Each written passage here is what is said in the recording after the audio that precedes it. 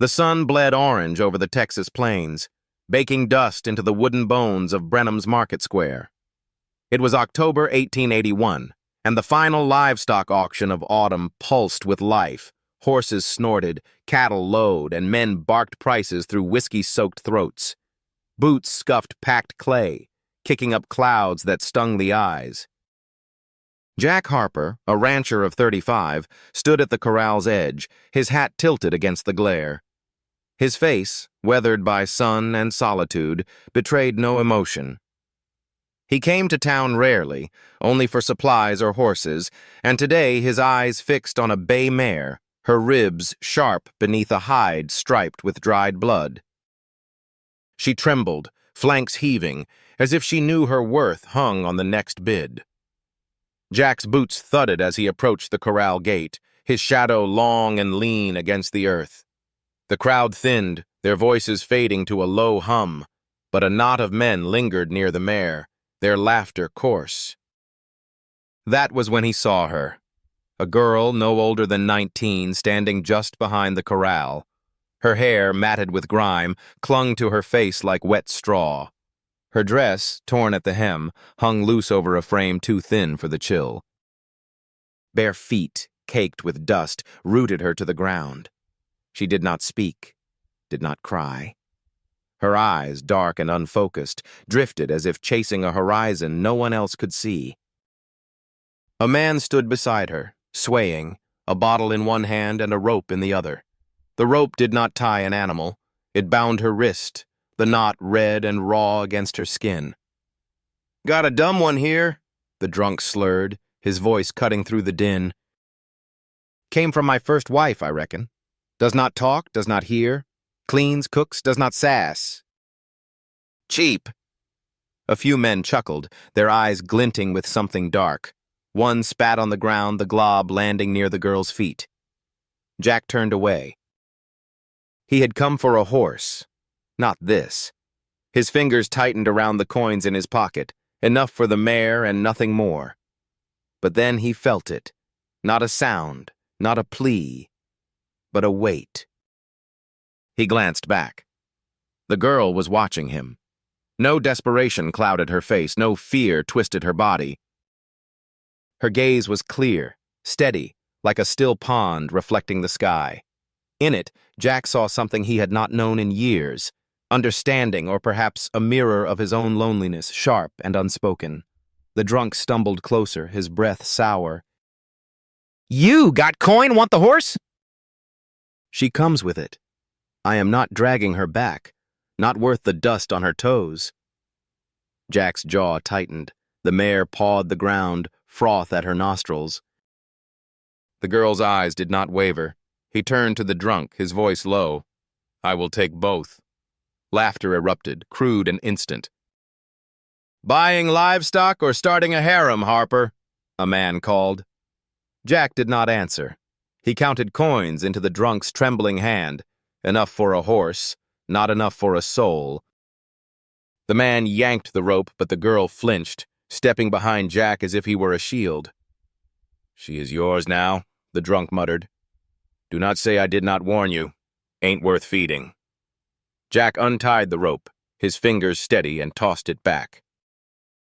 He guided the mare from the pen, her hooves clopping softly.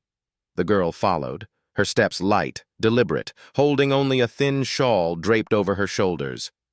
At the wagon, she stopped, waiting, her silence louder than the market's din.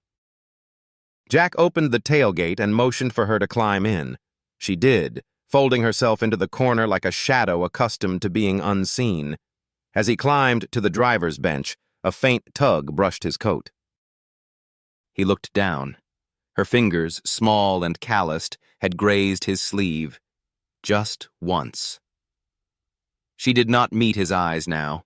Her gaze rested on the distant hills, where the sun sank into a haze of gold and ash. But in that touch, Jack felt it. Not thanks, not fear, but trust, fragile as a sparrow's wing. He snapped the reins. The wagon creaked forward, wheels crunching over the hardpan road. Brenham faded behind them, its noise swallowed by the vast Texas dusk. The girl sat curled beneath a blanket, her face turned to the wind, hair fluttering like dark silk. She did not look back. Neither did Jack. The road wound through low hills, past scattered mesquite, until the plains opened wide, the sky a canvas of bruised purple. His ranch lay ahead, 200 acres of red clay, fenced by cedar posts, with a slanted roof house and a few outbuildings. It was quiet, clean, enough for a man who spoke more to horses than men, until now. Jack helped her down from the wagon, unsure if she would bolt or freeze. She stepped lightly, her eyes sweeping the land, not frightened but watchful, as if memorizing every blade of grass. Inside the kitchen, he stoked the fire and pointed to the kettle. She nodded, moving toward it with purpose, finding tin cups and a ladle as if she had always belonged near flame and hunger. Still, she made no sound. After a sparse supper of bread and beans, Jack handed her a piece of chalk from the cabinet and tapped the wooden doorframe. "Name," he said, his voice slow, testing. She looked at him, her eyes searching, then crouched beside the frame. With careful fingers, she wrote in soft, slanted letters, "Emily." Jack read it once, then again. "Emily," he said, the word strange on his tongue, like a stone smoothed by a river. She gave no smile, only turned and walked into the darkened barn, her shawl trailing like a ghost. Jack stood alone, the fire crackling, and wondered what he had done and what she had seen in him that made her stay. The Texas dawn broke sharp and cold, painting the plains in hues of frost and amber. Jack Harper rose before the sun, his breath clouding in the chill as he pulled on his boots. The ranch was still, save for the soft cluck of chickens and the distant low of cattle. His house, a sturdy box of cedar and stone, creaked under the weight of mourning. He stepped onto the porch, eyes scanning the horizon where the land stretched unbroken to the hills. For years, this solitude had been his refuge, a shield against the world's noise. Now it felt different, less empty, though he could not say why.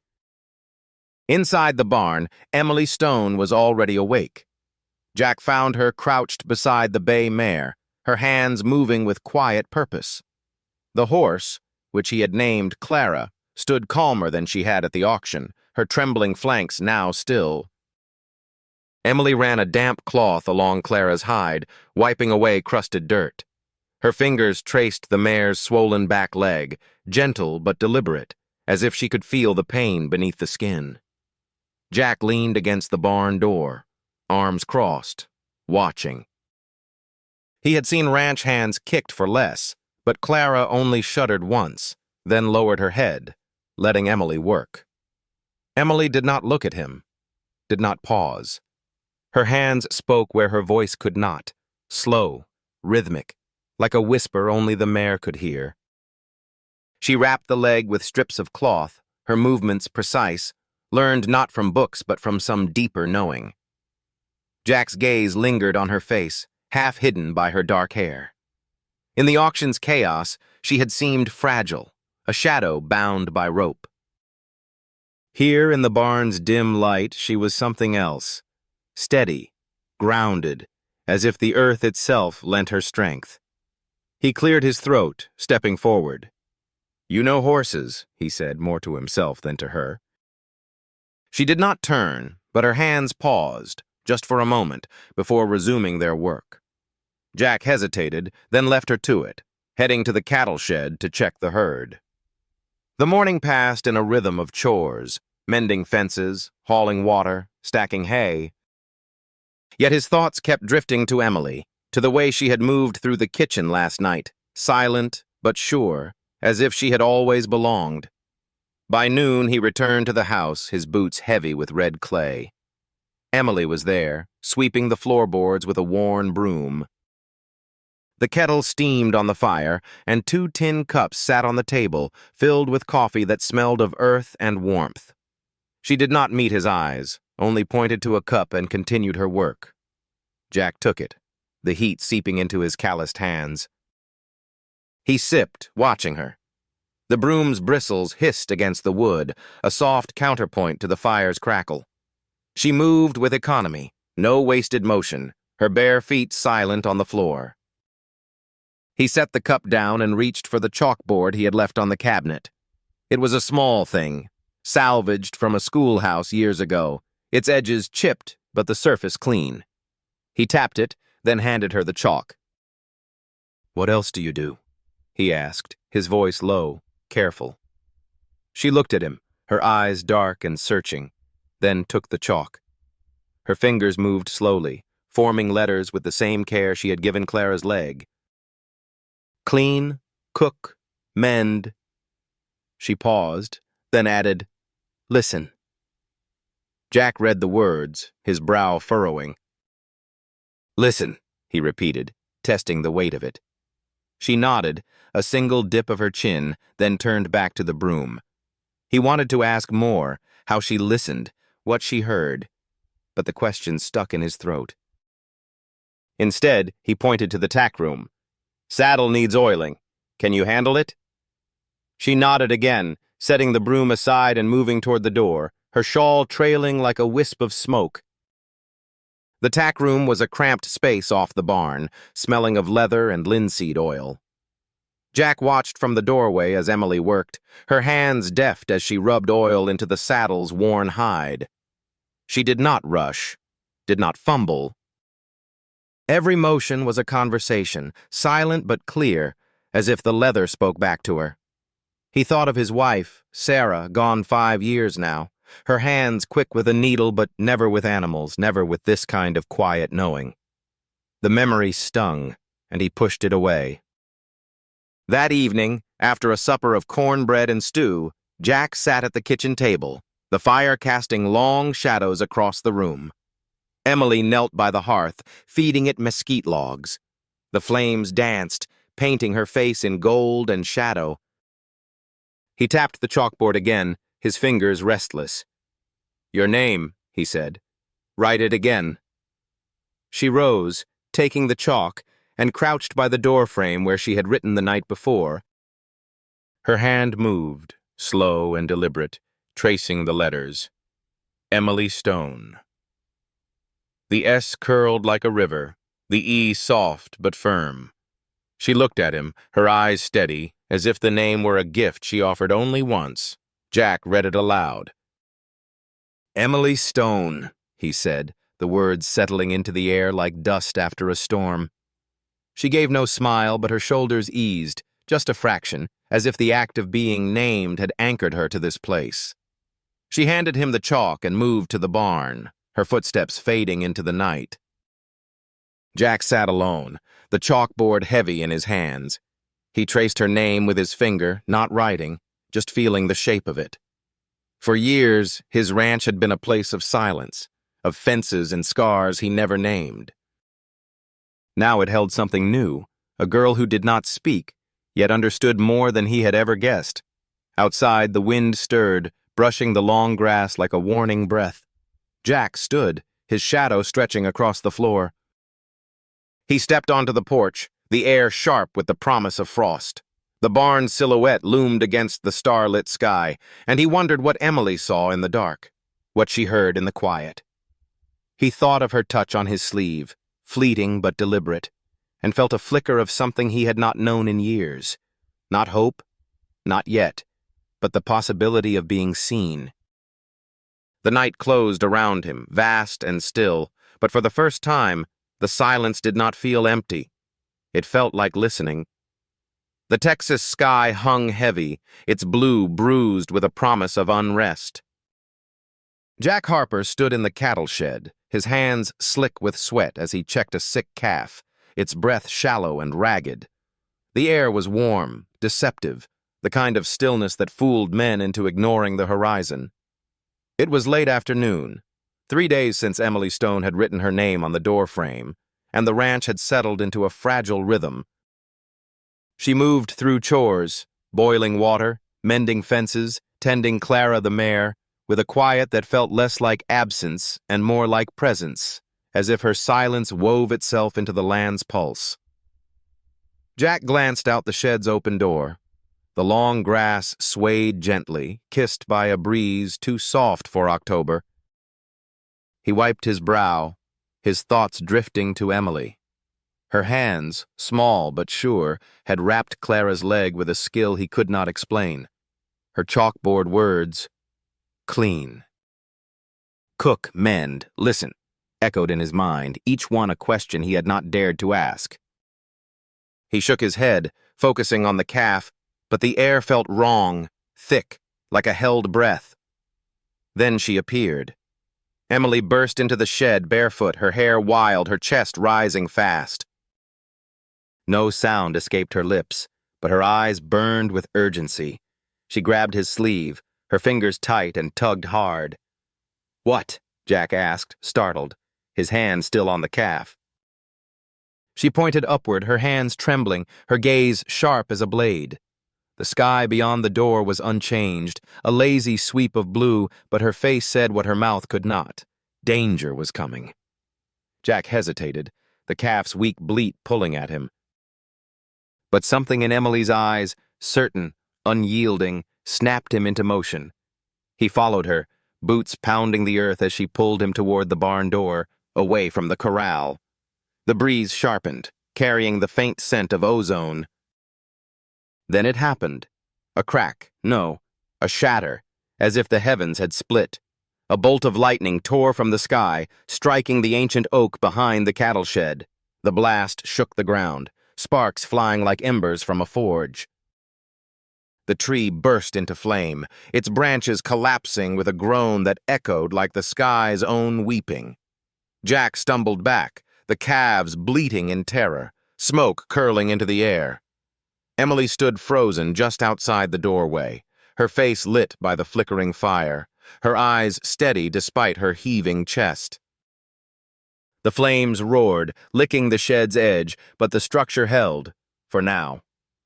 Jack's pulse thundered in his ears. He looked at her, his voice hoarse. "How did you know?" She only stared, silent, certain, as if the answer lived in the earth beneath her feet. They moved quickly.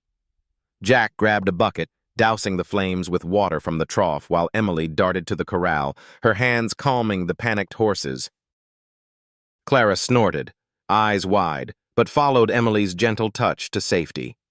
The fire died under Jack's efforts, leaving a charred scar where the oak had stood.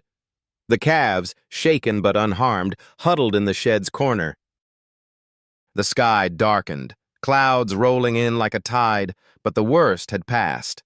Jack sank to the ground, his hands black with soot, his breath ragged. Emily stood nearby, her shawl singed at the edge, her bare feet streaked with ash. He looked at her, truly looked, and saw not the frail girl from the auction but a force, rooted to the land like the mesquite that survived every storm. "You knew," he said, not a question this time. Not the wind, not the thunder, something else. She met his gaze, her eyes deep as a well, but offered no answer. She did not need to. They walked to the house in silence, the air heavy with the scent of rain that had not yet fallen. Inside, Jack stoked the fire, its warmth pushing back the chill. Emily sat at the table, her hands folded in her lap, her face calm but watchful. The chalkboard lay between them, untouched. Jack wanted to ask how she felt the storm before it broke, how she saw what no one else could, but the words felt clumsy, unworthy of the moment. Instead, he poured 2 cups of coffee, the steam rising like a prayer, and slid one to her. She took it, her fingers brushing his for a fleeting second. The touch was not thanks, not comfort, but acknowledgement. A recognition that they had faced the fire together. Jack sat across from her, the firelight carving shadows across his face. He thought of Sarah, her laughter lost to fever, and the years he had spent building walls of silence around his heart. Emily's presence, quiet yet unshakable, was dismantling those walls brick by brick. "You always know," he said softly, almost to himself. Her eyes lifted, meeting his, and for the first time he saw a flicker of fear, not of the storm, but of being seen, of being known. She looked away, her fingers tightening around the cup. Jack leaned forward, his voice steady. "You do not have to hide it. Not here." She did not respond, but her shoulders eased, just enough to tell him she had heard. Outside, the wind howled, rattling the windows, but the house held firm. Jack watched Emily, her profile sharp against the fire's glow. He thought of the auction, her gaze cutting through the crowd, finding him. He thought of her hands on Clara, on the earth, on his sleeve. She did not hear like others, did not speak like them, but she listened, deeper, truer, to a rhythm he was only beginning to understand. For the first time in years, Jack felt the weight of his loneliness lift, replaced by something new, awe, gratitude, and the quiet certainty that he was no longer alone. The fire cracked, and the room seemed to hold its breath. Emily set her cup down, her movements slow, deliberate. She reached for the chalkboard, her fingers hovering, then wrote a single word: "Safe." Jack read it, his throat tight. He nodded, not trusting his voice. The storm raged outside, but within these walls, a different kind of quiet had taken root, one that felt like trust, like home. The Texas plains shimmered under a midday sun, the heat bending the air above the red clay. Jack Harper rode into Brenham, his wagon rattling with empty sacks for flour and salt. The town buzzed with its usual rhythm, merchants haggling, children darting through alleys, the blacksmith's hammer ringing like a heartbeat. Yet Jack felt a prickle at the back of his neck, a sense of eyes lingering too long. 3 weeks had passed since the storm, since Emily Stone had pulled him from the cattle shed moments before lightning split the oak. Her uncanny knowing, once a quiet marvel, now stirred something else in him, curiosity laced with unease. At the general store, Jack tied his horse and stepped inside, the bell above the door jangling. The air smelled of tobacco and molasses. Behind the counter, Mrs. Clara Hayes, a woman with a tongue as sharp as her scissors, glanced up from her ledger. "Harper," she said, her voice cool. "Heard your place dodged that fire? Lucky?" Jack nodded, setting his list on the counter. "Not luck," he said, his tone even. "Good timing." Her eyes narrowed, but she said nothing, turning to fetch his goods. As Jack waited, 2 women near the dry goods whispered, their voices low but sharp. "That girl of his," one said, her bonnet casting shadows, "touched my cow last week and it dropped dead by morning." The other, clutching a bolt of calico, leaned closer. "She stares too long, like she sees what's coming." "It is not natural." Jack's jaw tightened, but he kept his gaze on the counter, his fingers curling into his palms. Emily had not been to town since the auction, yet her presence lingered here, twisted into something dark. He paid for the supplies and stepped outside, the sacks heavy on his shoulder. Across the street, Amos Reed, a wiry man with a face carved by grief, stood with a group of ranchers. His daughter had run off years ago, and his bitterness clung to him like dust. He caught Jack's eye, his stare hard. "Harper!" he called, his voice carrying. "Your girl's got folks talking. Best keep her close." Jack paused, his boots scuffing the dirt. "She's no trouble," he said, meeting Amos's gaze. The man spat on the ground, saying nothing more, but the weight of his words hung in the air. Back at the ranch, Jack found Emily in the pasture, kneeling beside a head cow that had not eaten in days. Her hands moved over the animal's belly, slow and deliberate, her brow furrowed in thought. Clara the mare grazed nearby, her leg healed under Emily's care. Jack set the sacks down and watched, his unease from town lingering. The cow shifted, its breath easing as Emily pressed a damp cloth to its flank. By dusk, it was grazing again, steady on its feet. Jack shook his head, marveling. "You knew what was wrong," he said, his voice low. Emily looked at him, her eyes steady but guarded, and nodded once. That evening they sat at the kitchen table, the fire crackling softly. The chalkboard lay between them, its surface marked with Emily's neat script.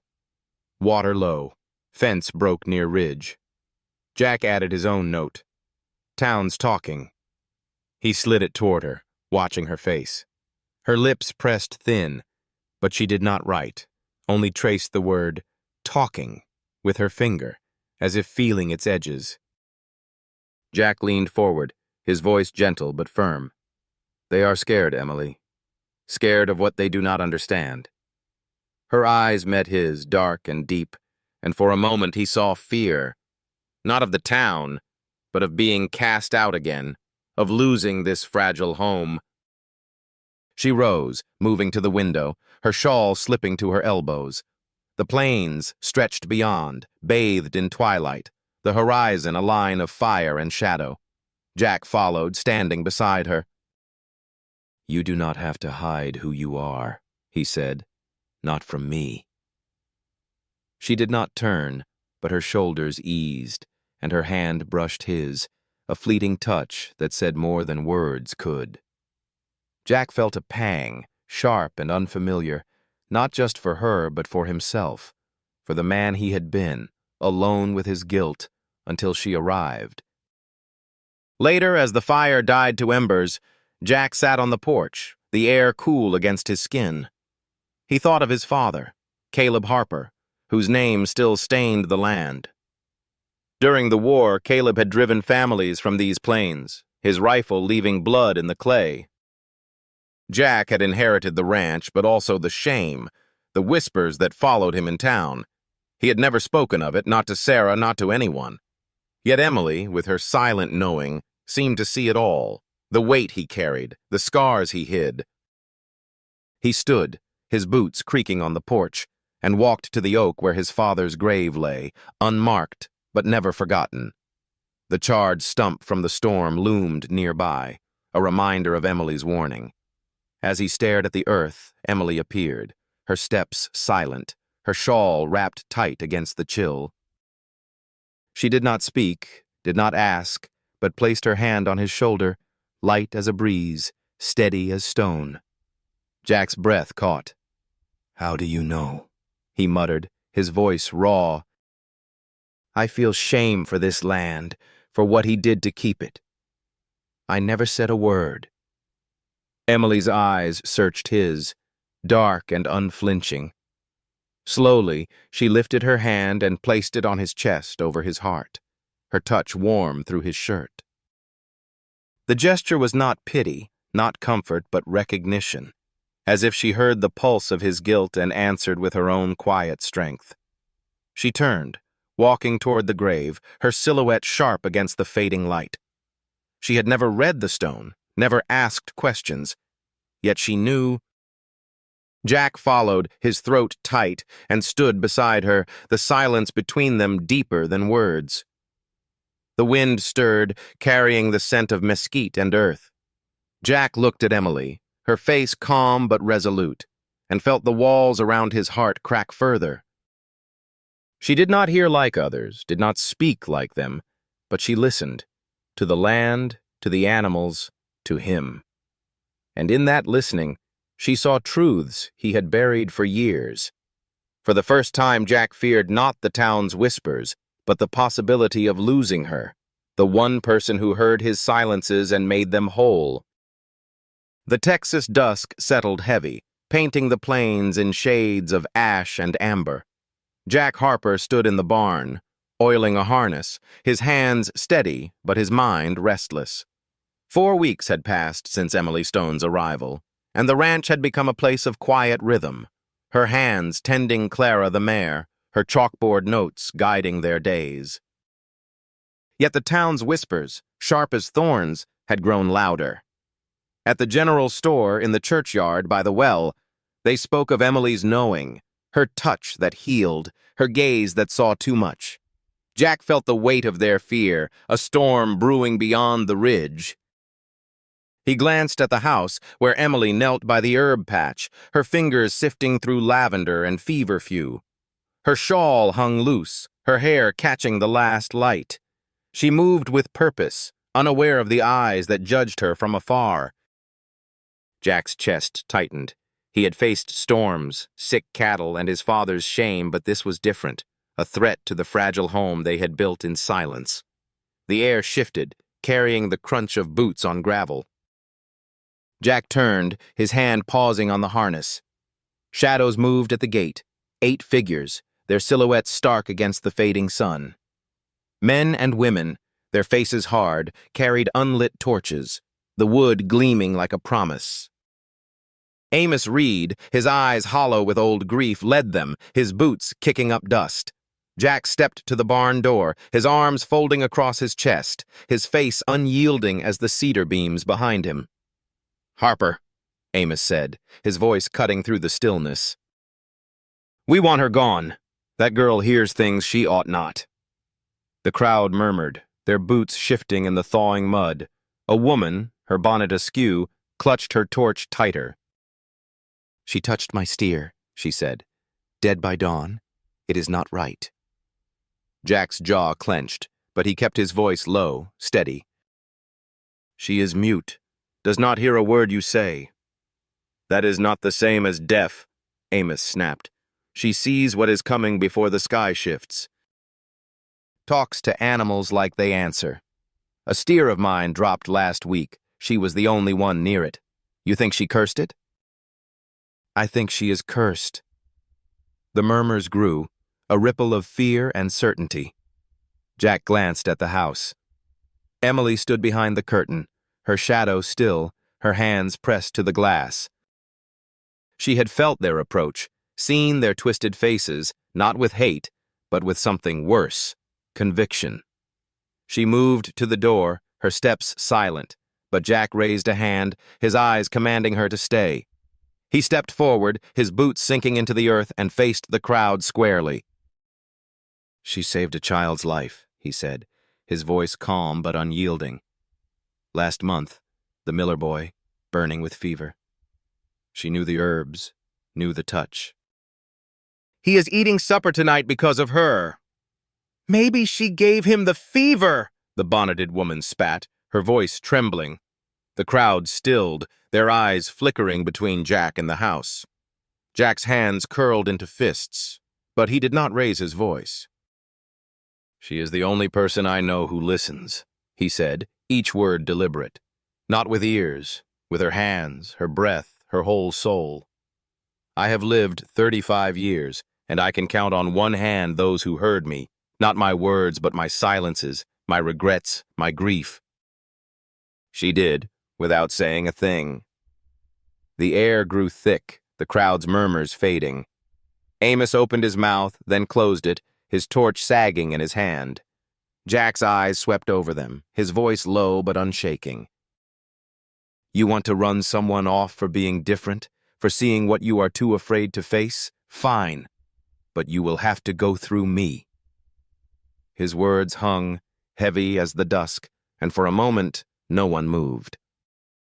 The wind stirred, brushing the long grass, and the torches remained unlit. Emily stepped forward, her presence a quiet force. She stood beside Jack, her shawl slipping to her elbows, her eyes steady on the crowd. She did not speak, did not flinch, but her gaze was a mirror, reflecting their fear back to them. A man in the back shifted, his boots scuffing the dirt. A woman lowered her torch, her face softening. Amos stared at Emily, then at Jack, his jaw tight. Slowly he turned, gesturing to the others. "Come on," he muttered. The crowd dispersed, their boots heavy, their torches unused, fading into the twilight. Jack exhaled, his shoulders easing. Emily stood close, her breath visible in the cooling air. He looked at her, her face calm but her hands trembling slightly. "You did not have to come out," he said softly. She met his eyes, her gaze clear, and shook her head, as if to say she chose to stand with him. They walked to the house, the silence between them warm, alive. Inside, Emily placed a pot of cider on the fire, its scent filling the room with apples and spice. She moved beside Jack at the table, her steps light, deliberate. She did not write, did not sign, did not look at him. But after a moment she reached out, her fingers resting on his hand. The touch was not thanks, not comfort, but recognition, a bond forged in the face of fear. Jack turned his palm upward, curling his fingers gently around hers. The fire crackled, the cider simmered, and the night pressed against the windows. Together, they listened, to the hush of the plains, the pulse of their shared silence, and the unspoken vow that they would face whatever came side by side. The stars emerged sharp against the black, and the ranch settled into stillness. Jack looked at Emily, her profile soft in the firelight, and felt the weight of his loneliness dissolve. She had heard him, not with words but with her heart, and he had heard her in return. The town's fear lingered, a shadow at the gate, but in this moment it held no power. The silence they shared was not empty. It was full, rich with trust, and stronger than any storm. The Texas winter crept in, its chill threading through the plains like a quiet promise. Jack Harper woke to frost on the windows, the ranch bathed in a pale, crystalline light.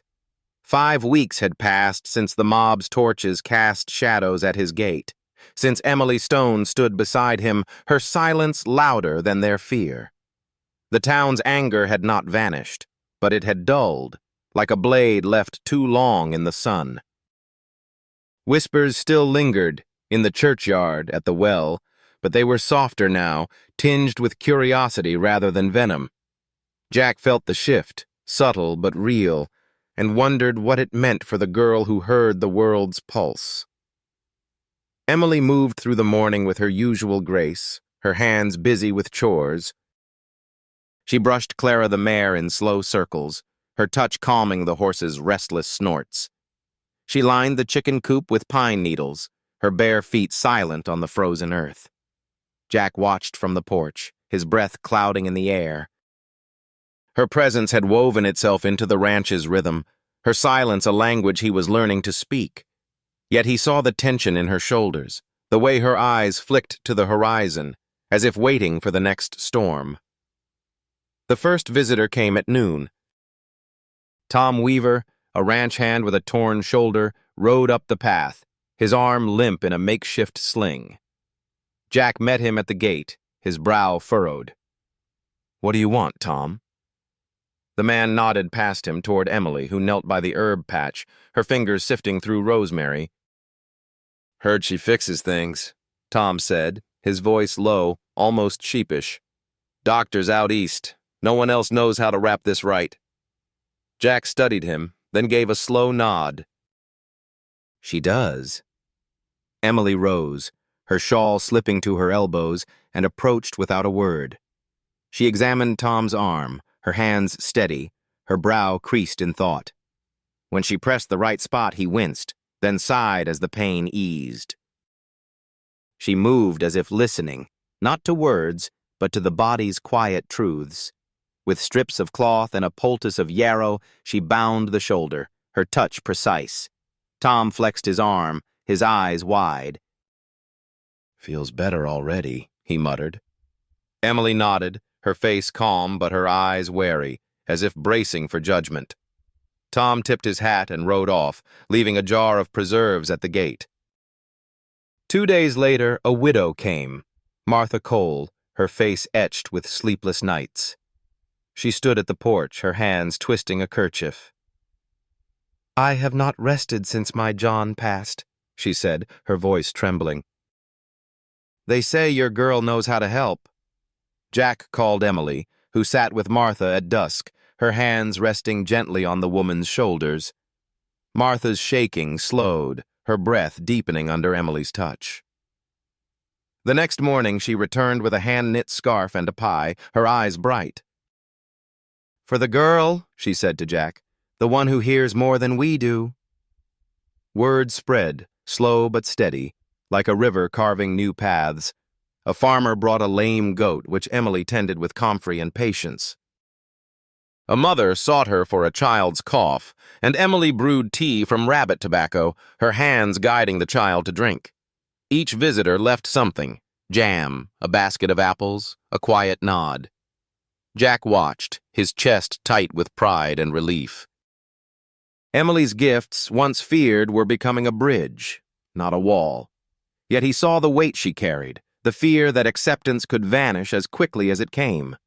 One Sunday, the frost had just lifted, and the church bell's echo still hung in the air when panic swept Brenham. A 7-year-old boy, Tommy Reed, had vanished during morning chores. His family found one boot near the creek, nothing more. Men shouted, mothers wept, dogs barked. Jack and Emily heard the news from a passing rider, and Jack reached for his coat.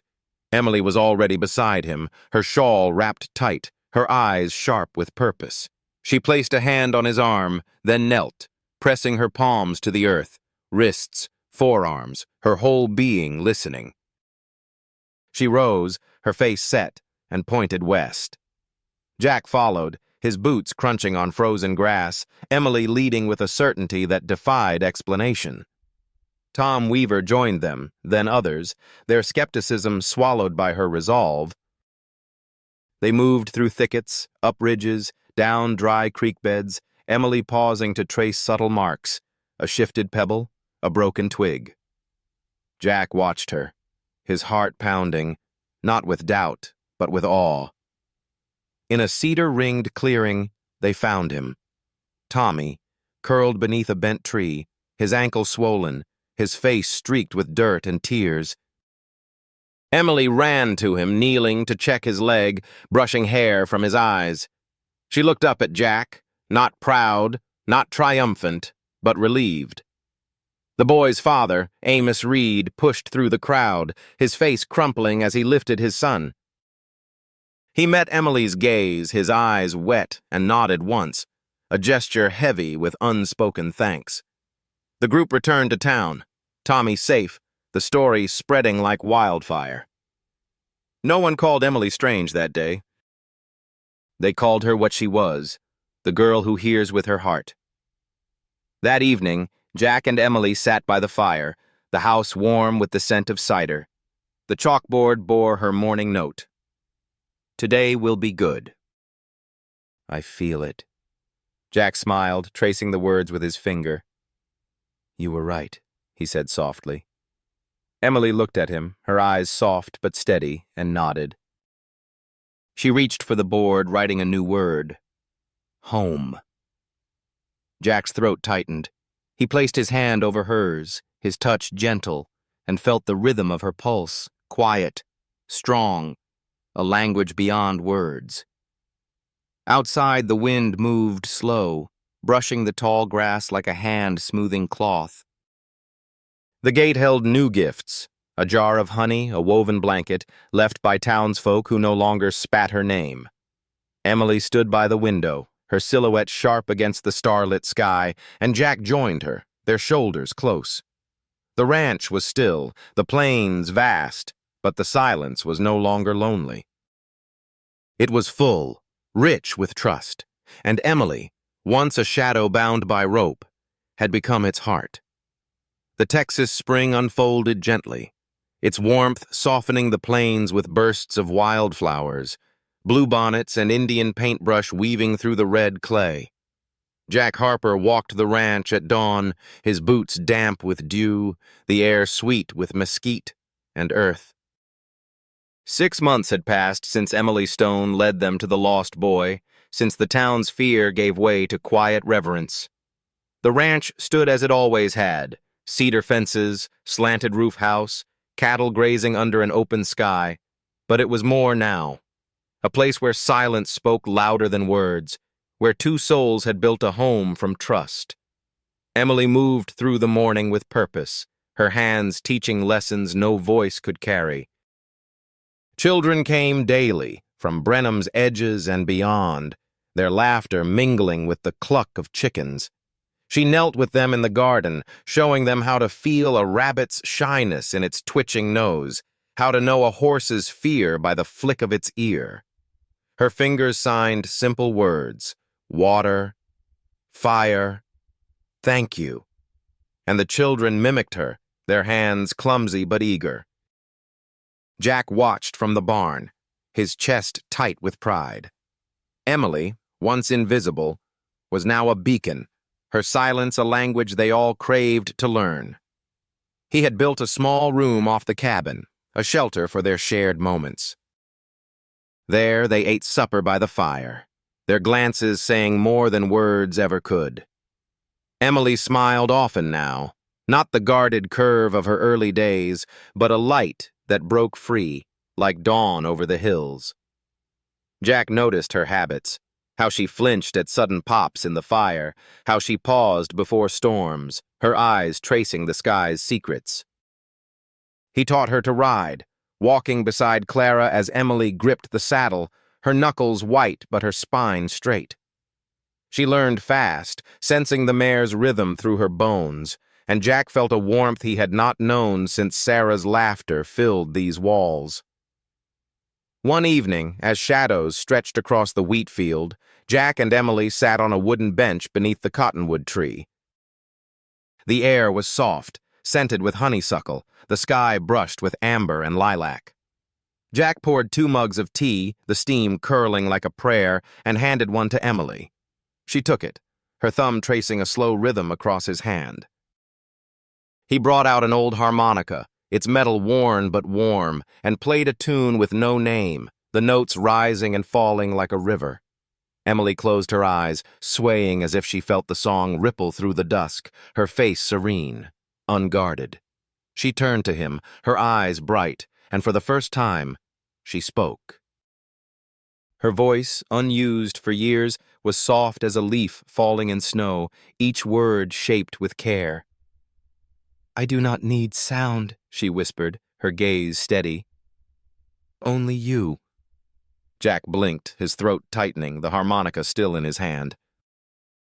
For a long moment he said nothing, the weight of her words settling into his heart. Then he nodded, his voice low, almost a vow. "I hear you." "Always have." They stayed there, shoulder to shoulder, until the last light faded, the silence between them warm, alive, a language deeper than sound. The next morning, children arrived, their footsteps light on the path. Emily wrote on the chalkboard by the door, her daily ritual. "The day will be kind. I feel it." The words were a promise, one the town had learned to trust. Jack joined her in the garden, signing, "Good morning," with hands still learning her language. She smiled, correcting his fingers with a gentle touch, her laughter a ripple of air that lit her face like sunrise. The children watched, giggling, and Jack felt the ranch pulse with life, not just his, not just hers, but theirs, woven together. That winter, when a boy was lost in a snowstorm, Emily knelt outside the barn, her palms pressed to the frozen earth, her face tilted to the wind.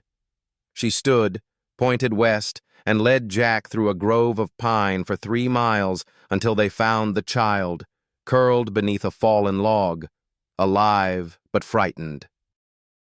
The town did not question her gift again.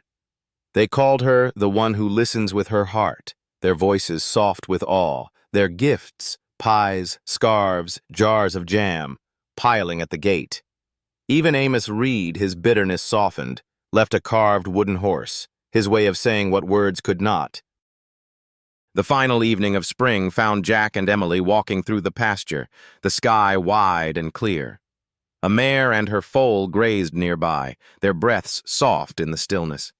Their steps were slow, steady, a rhythm born of years, though only months had passed. They stopped at the hill's crest, the plains unfolding below, a tapestry of grass and starlight. Emily turned to Jack, and for the first time she laughed. Not a loud sound, but a ripple that shook her shoulders, her face glowing like dawn. Jack smiled, his heart full, and kissed her temple, his lips warm against her skin. No one told their story. It did not need telling. It lived in the children's hands, signing thank you as they left the garden. It lived in the townsfolk's nods, their fear replaced by trust. It lived in the quiet moments, when Jack and Emily sat by the fire, their silence richer than any song. The wind moved gently, brushing the tall grass, and the ranch stood weathered but wise, wrapped in a love that needed no voice to be heard. Jack looked at Emily, her hair catching the starlight, and felt the weight of his past, his father's shame, his years of loneliness, dissolve. She had heard him, not with ears but with her heart, and he had heard her in return. Their love was not shouted from rooftops but walked beside them, steady, real, a language of glances and touches that spoke forever. The plains stretched vast, the night deep, and in their silence, Jack and Emily found a home that would endure, as timeless as the Texas sky. Desperate rancher took in a girl sold as death, then she called out to him at midnight.